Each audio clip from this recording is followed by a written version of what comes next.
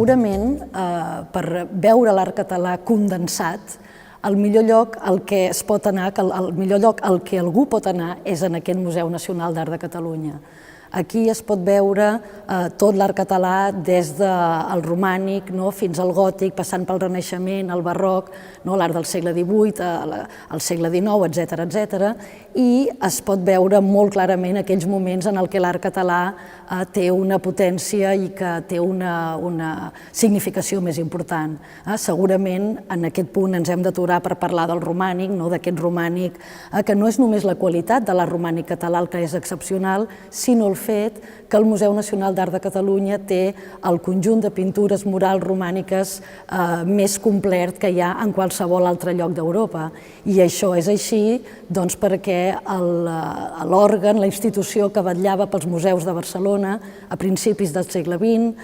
va decidir que per aturar tot el patrimoni català, totes les pintures que estaven sent arrencades de les esglésies del Pirineu, que és on es trobaven, aquestes pintures que es van arrencar i que van anar a parar a museus nord-americans, deia que per aturar aquesta expoliació el que es va decidir va ser protegir el patrimoni català, les pintures romàniques, arrencar-les del seu suport, arrencar-les de les parets de les esglésies i traslladar-les en aquest museu. També a aquest museu es pot veure magnífics exemplars de l'art gòtic, que és en les sales en les quals ens trobem ara mateix, un gòtic que, a diferència del romànic, no va ser un art rural, sinó que sobretot va ser urbà, que es va traslladar a les ciutats, i les catedrals, les esglésies, Santa Maria del Mar, es van farcir de grans retaules que van omplir aquests magnífics temples, i no només els temples, perquè també el poder civil es va veure enriquit amb l'art gòtic. Aquí tenim segurament l'exemple més representatiu d'una pintura que va destinar-se a un edifici civil, l'Ajuntament de Barcelona, encara que concretament era la pintura que ocupava la capella de la ciutat. Podem anar, per tant, i sense fer tot el recorregut del museu, per veure l'art català es pot venir al Museu Nacional d'Art de Catalunya, però també es pot anar pel territori perquè l'art català està molt escampat i molt dispers. Per veure l'arquitectura romànica cal anar a les esglésies del Pirineu, es pot anar també al monestir de Ripoll o a Sant Pere de Rodes. Per veure el gòtic ens podem traslladar a les diferents catedrals a Girona, a Tarragona, malgrat que són catedrals que s'inicien en el romànic, la mateixa Catedral de Barcelona, Santa Maria del Mar, ja ho hem dit, i per veure el modernisme, per exemple, un modernisme que té una tipologia arquitectònica molt diversa, un modernisme que no només és el modernisme de les cases del Passeig de Gràcia de Barcelona, sinó que és un modernisme que s'adapta a les necessitats de la societat, d'una societat eminentment industrial, Catalunya és el territori en el qual la revolució industrial té un calat més profund i, per tant, es necessiten fàbriques, es necessiten cellers, es necessiten mercats i per construir es tira d'aquest art modernista que just en aquell moment començava el seu moment més esplendorós. En aquest Museu Nacional d'Art de Catalunya, tornant al que deia fa uns instants, és important que tinguem en compte que el museu, en el lloc que ocupa avui dia, s'inaugura l'any 1934,